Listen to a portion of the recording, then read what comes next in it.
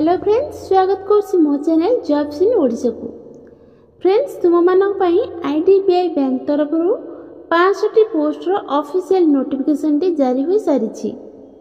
एथिरे केम कैटेगरी पई केतरी पोस्ट रहबो, आपण माने एम किपरि अप्लाई करि परिबे से विषय रे एई वीडियो माध्यम म आपण मानको जणाइबे।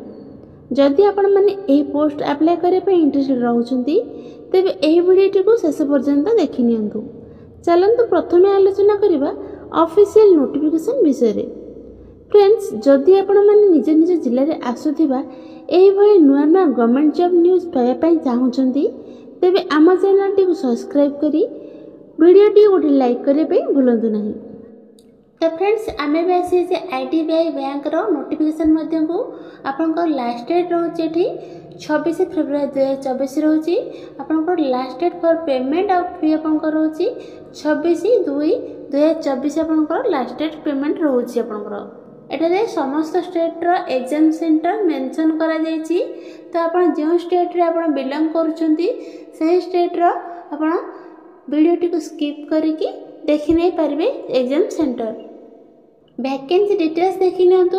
एजुकेशनल क्वालिफिकेशन रहउछि ग्रेजुएशन रहउछि, एज रहउछि 20 ରୁ 25 रहउछि, डेट ऑफ ऑनलाइन टेस्ट रहउछि 17 मार्च 2024 रहउछि, नंबर ऑफ वैकेंसी रहउछि 65 रहउछि। सेथि मध्ये रु आपनकर जनरल पिलांक पई रहउछि 203 टी रहउछि, एससी पिलांक पई रहउछि 75 टी रहउछि, एसटी पिलांक पई 37 टी रहउछि, ईडब्ल्यूएस पिलांक पई 50 टी रहउछि, ओबीसी पिलांक पई 135 टी रहउछि, पीडब्ल्यूडी पिलांक पई 22 टी वैकेंसी रहउछि। बोर्ड टाइमलाइन देखि नियंतु। Cut off date of eligibility criteria age and qualification रहउछि 31 जनवरी 2024 डेट आपनकर काउंट रहउछि। ऑनलाइन रजिस्ट्रेशन ऑफ 12 फेब्रुआरी 2024 रु आपनकर पेमेंट ऑफ एप्लीकेशन फी रहउछि 26 फेब्रुआरी 2024 पर्यंत आपनकर रहउछि।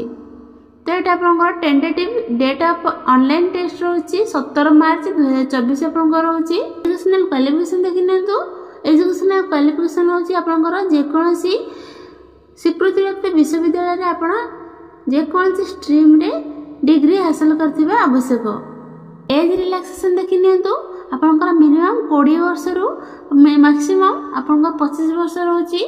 मिनिमम आपन 20 वर्ष आवश्यक, मैक्सिमम आपनको 25 वर्ष हेबा आवश्यक। आपनकर एज रिलैक्सेशन देखि नियंतु। शेड्यूल्ड कास्ट पिला मानक पई 5 वर्ष रहउछि एज रिलैक्सेशन। आपनकर अदर बैकवर्ड क्लासेस पिलांक पई कि रहउछि 3 वर्ष रहउछि। पीडब्ल्यूडी पिला मानक पई रहउछि 10 वर्ष रहउछि। एक्स सर्विसमैन मानक पई रहउछि 5 वर्ष रिलैक्सेशन रहउछि। एप्लीकेशन फी देखि नियंतु। एससी एसटी पीडब्ल्यूडी पिला मानक पई रहउछि 200 टंका रहउछि। अदर कैटेगरी मानक पई रहउछि 1000 टंका आपनकर रहउछि। हाउ टू अप्लाई एटा आपनकर ऑनलाइन माध्यम रे अप्लाई करि परिबे। 12 फेब्रुआरी एटा आरंभ होलानी। लास्ट डेट रहउछि 26 फेब्रुआरी 2024 रहउछि। आपनकर एठारे www.idbibank.in रे आपण एई साइट रे आपण आवेदन करि परिबे। इंपोर्टेंट इंस्ट्रक्शन देखि नियंतु। एज रे आपनकर रहउछि 10th और 12th रा मार्कशीट रहउछि। एजुकेशनल क्वालिफिकेशन रहउछि 10th 12th रा मार्कशीट और ग्रेजुएशन रा आपनकर सर्टिफिकेट मार्कशीट आपनकर दरकार रहउछि। यदि कास्ट रिजर्वेशन रहउछि तो तार सर्टिफिकेट दरकार रहउछि। आपन पाखरे यदि वर्क एक्सपीरियंस थाए तो तार सर्टिफिकेट भी दरकार रहउछि। पीडब्ल्यूडी पिला मानन पई आपनकर सर्टिफिकेट दरकार रहउछि। आपन पारे दुईटी आइडेंटिटी प्रूफ थिबा दरकार। PAN card, passbook, driving licence, voter card, bank passbook with photograph, Aadhaar card, e Aadhaar card और फोटोग्राफ। आपण एथरु दुईटी थिले आपण एथरे आवेदन करि परिबे।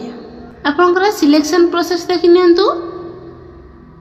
आपनकर एठारे दुईटी पर्याय रे इंटरव्यू रहबा। गोटे होछि ऑनलाइन टेस्ट आ गोटे रहउछि पर्सनल इंटरव्यू। तो आपनकर ऑनलाइन टेस्ट रे रहबो logical reasoning, data analysis and interpretation रा आपनकर 60 टी क्वेश्चन रहबो, 60 मार्क रहबो। इंग्लिश लैंग्वेज रे 40 टी क्वेश्चन रहबो, 40 मार्क रहबो। क्वांटिटेटिव एप्टीट्यूड रे रहबो 40 टी क्वेश्चन, 40 मार्क रहबो। जनरल इकोनॉमी बैंकिंग अवेयरनेस आपंकर 60 क्वेश्चन देव 60 मार्क आपंकर रही आपको 2 घंटा समय दिज्व तो आपड़ 2 घंटा मध्य सारिबार अच्छी। तो फ्रेंड्स आपन जदि एही फॉर्म का आवेदन करबे इंटरेस्टेड रहउछंती तेबे आवेदन एबे जाई करनियंतु।